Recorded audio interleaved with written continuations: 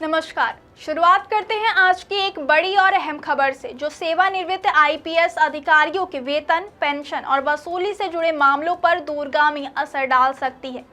केंद्रीय प्रशासनिक अधिकरण यानी कैट जबलपुर ने रीवा के पूर्व पुलिस महानिरीक्षक और सेवानिवृत्त आईपीएस अधिकारी डॉक्टर महेंद्र सिंह सिकरवार को बड़ी अंतरिम राहत देते हुए उनके खिलाफ की जा रही 11,61,885 रुपए की वसूली पर तत्काल प्रभाव से रोक लगा दी है। इतना ही नहीं, अधिकरण ने केंद्र सरकार, रीवा के पुलिस अधीक्षक और मध्य प्रदेश शासन को नोटिस जारी कर जवाब भी तलब किया है।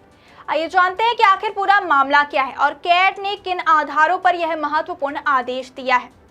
दरअसल डॉक्टर महेंद्र सिंह सिकरवार वर्ष 2024 में रीवा के पुलिस महानिरीक्षक पद से सेवानिवृत्त हुए थे। सेवानिवृत्त के करीब 2 वर्ष बाद अप्रैल 2026 में रीवा पुलिस अधीक्षक कार्यालय की ओर से उनके खिलाफ 11,61,885 रुपए की वसूली का आदेश जारी किया गया। आदेश ने कहा कि यह राशि वेतन निर्धारण में हुई त्रुटि के कारण अतिरिक्त भुगतान के रूप में दी गई थी, जिसे अब वापस लिया जाएगा। साथ ही यह भी चेतावनी दी गई कि यदि निर्धारित समय में राशि जमा नहीं की गई तो उनकी पेंशन से कटौती की जाएगी और नियमानुसार आगे की कार्यवाही भी की जा सकती है। इस आदेश के खिलाफ डॉक्टर महेंद्र सिंह सिकरवार ने केंद्रीय प्रशासनिक अधिकरण जबलपुर की शरण ली। उनकी ओर से वरिष्ठ अधिवक्ता पंकज दुबे, सोनाली पांडे और प्रथमेश पगारे ने अदालत में पक्ष रखा। उन्होंने दलील दी कि डॉक्टर सिकरवार ने कभी भी अपने वेतन निर्धारण के लिए कोई गलत जानकारी नहीं दी और न ही उन पर किसी प्रकार के तथ्य छिपाने या गलत दस्तावेज प्रस्तुत करने का आरोप है।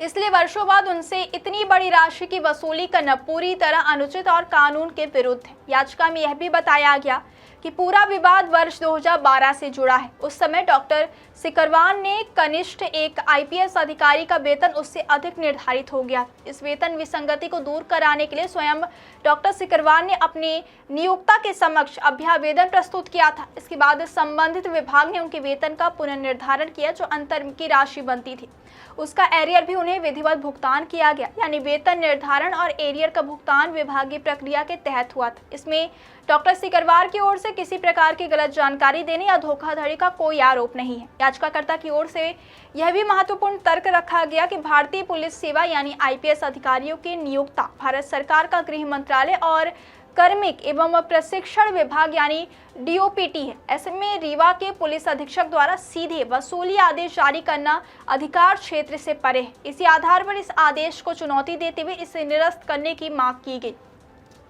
मामले की सुनवाई के दौरान केंद्रीय प्रशासनिक अधिकरण जबलपुर ने प्रथम दृष्टया तथ्यों को देखते हुए डॉक्टर महेंद्र सिंह सिकरवार को अंतरिम राहत प्रदान की।